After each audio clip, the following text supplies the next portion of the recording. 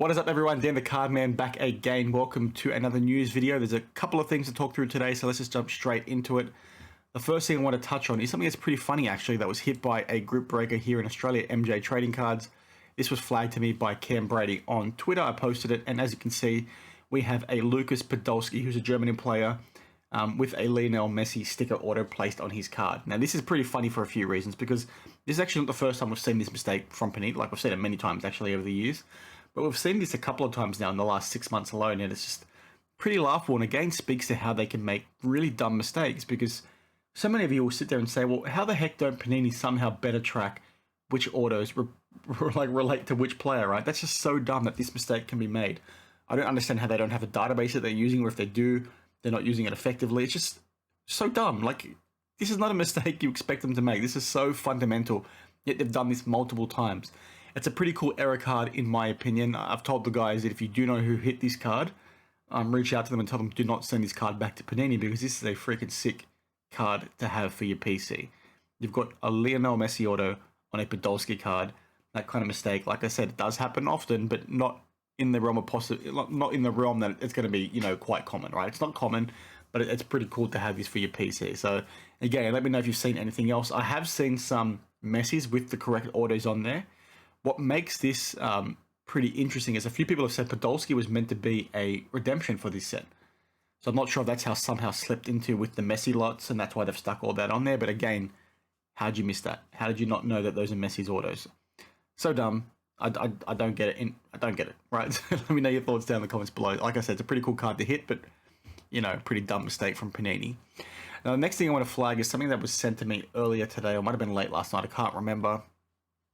Because somebody was questioning, they sent in this Michael Jordan patch auto, which is a freaking sick card, right? Obviously numbered to 23, hand numbered.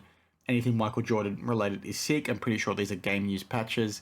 They were complaining that their auto got a 9 instead of a 10 when they're looking at the auto up here and they can't see a difference. A few people implied that this was Nat Turner's card.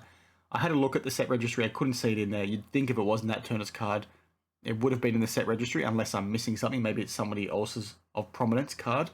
So they were trying to imply that, maybe there's some preferential treatment there, although just asking the question. I'm not going to put words in their mouth, right? A few people have come out and said, you know what, that looks like a 10 to me, it looks like a 9, going back and forth. I don't think this person has been aggressive in any way, shape, or form. They just want to understand why their card got a 9. Me looking at it, the first thing I noticed was that this portion of the card here looks a bit thicker than the rest of the card, like he's gone over it twice, maybe when signing. But a few other people have flagged it. There looks like there's some streaking up here, some whiting within the card, and within the signature, I should say.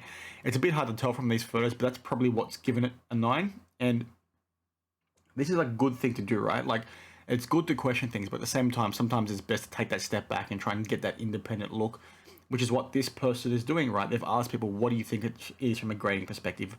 Most people say it's a 10, but, those little things I just flagged are probably why it's been given a 9. Like, I've always found autograph grading to be strange in the first place, right? I don't think it's needed. So it's probably wise to send this card in and get the auto grade off there.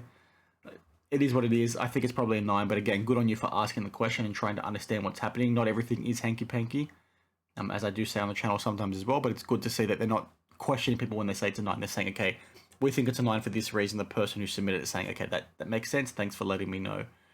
Again, take with that what you will, make up your own mind, but there does look like there's some streaking there. So let me know down in the comments below, what your thought process is on auto grades. I just don't think they're worth it in any way, shape, or form. Like, I would not be ticking that box unless you can sort of do a min grade. I'm not sure if you can do min grades on autos. I've never sent in auto grades myself. I just think it's a bit strange. Don't have it on there. Nobody's going to ask the question. It's not going to affect the price, in my opinion. So, try and submit those without that, in my opinion. Now, the next thing I want to flag is a couple of videos I released this week. I would assume most of you have seen them. If you haven't, there's a few interesting ones. I don't want to toot my own horn here, but some pretty interesting things happened this week with regards to Nat Turner looking like he gets preferential treatment with some of his cards. There's a few Michael Jordan cards, one in particular that was flagged in my first video. That is a Luminance card that looked like a piece of the card was missing off the surface. Doesn't look like it, in fact, is missing a piece of the surface, and it's still got a PSA 10. What made this pretty interesting, I did a follow-up video the next day where, in the same order that Nat submitted all these cards in, a few people found some other cards that look like they have damage to them, and they still graded 10s. Now, check out those two videos. I also flag in my follow-up video that the card in question that has the missing piece to the surface was actually in the BGS 9.5 slab. So BGS missed that issue as well. So check out those two videos because it is pretty interesting. So hear me out, understand what I have to say. Is there some preferential treatment? Is there some hanky-panky? Check it out. You know, you might be surprised with what my answer is. I did a couple other videos this week around card porn, who the owner is. Interesting discussion there as well with regards to bias and, you know, conflict of interest, so check it out. But then also an update here with regards to PSA losing Ty from Bench Killing Media his card when he did a submission. They replaced it with a different Trey Lance. They're looking into it. We don't have an answer yet as to what has actually happened. So again, check out that video. Not a whole lot of people have watched it, only 939. I do appreciate every single one of you when you do watch it, so don't think if you have, I don't. But check it out because that is a really interesting mistake for PSA to make, and I don't understand where within the process something went wrong. So check it out and let me know your thoughts.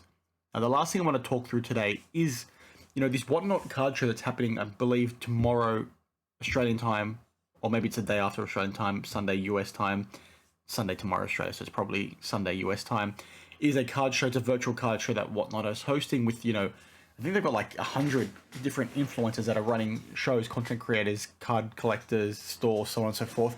And it is pretty cool. Like, to do a virtual card show, in my opinion, is pretty groundbreaking. It seems pretty interesting. I'm going to check it out.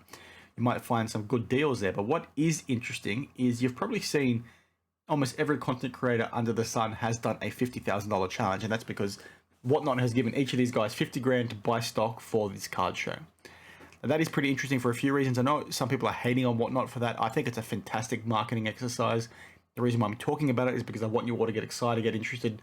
Jump onto the Whatnot stream and see if you can pick up some cards for your PC. I'm not associated with this in any way, shape, or form, but I think something like this is pretty groundbreaking and is something that is interesting for the hobby. And, you know, if it does go well, maybe we'll start seeing a lot more of this. What I do want to flag, though, is I'm very curious to see how Whatnot is going to handle this from an accounting perspective, because you've got 1, 2, 3, 4. There's 4 on this page alone. I believe I've seen a couple of others as well that are doing this. It's like 5 or 6, I think somebody told me. That's what, 200 grand, 300 grand, roughly, 400 grand of money that they're using to market this card show, okay? So from a marketing expense, that's how it'll be treated, right? They're going to expense it as marketing. I'm curious to see how they're going to handle the recognition of that as revenue, right? Because this is where some hanky-panky could happen. I know it's not card related, but it is somewhat related. So think of the picture that you've got this guy, said they've given Jeff Wilson here 50 grand to buy his inventory for his card show, again, for Whatnot's card show. So when that 50 grand gets sold, does Whatnot then get that 50 grand back, plus the commission on the sales of each sale that happens within the card show? So how does Whatnot then account for that 50 grand? Does that 50 grand then go counted as revenue, plus the fees that they gain as well? So let's say, you know, they sell the 50 grand worth of stock and then they make $5,000 worth of fees off that. So it's $55,000 in terms of what the buyers have to pay. Does that 55 grand then go to revenue, or does it go back to marketing expense and then 5 grand to revenue? Now, some of you guys that probably don't understand accounting or haven't studied accounting won't understand, you know, the implications of how that can get recognized as revenue. But there could be some hanky-panky there happening, right? Where you're essentially funneling $500,000 or 400 grand, whatever I just said, out of marketing expense straight into your revenue, right? It's a, you know, inter-party transaction essentially. Now, AIH is probably watching this video. He will understand what I'm talking about. The other accountants in the room will understand what I'm talking about, but that might be an interesting thing to sort of see what happens, because again, not card related, just an interesting thought that I had. How are they going to recognize this revenue?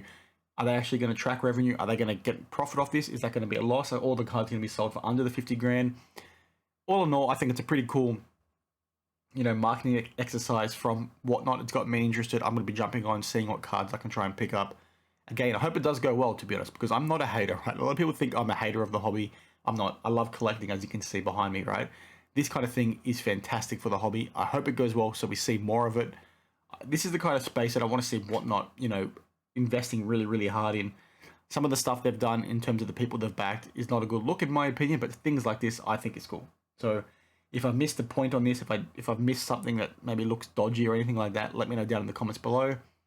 But I am going to be jumping on, so let me know your thoughts about the card show and whether you're going to jump on yourself. So I don't think there was anything else I was going to flag today. You know, if I forgot something, I'll probably drop it in the comments below. But again, appreciate all your support. I hope you liked the news video. I've got a few interesting videos brewing for next week. Stay tuned for those. As always, thank you for your support, and I'll see you in the next one. Cheers.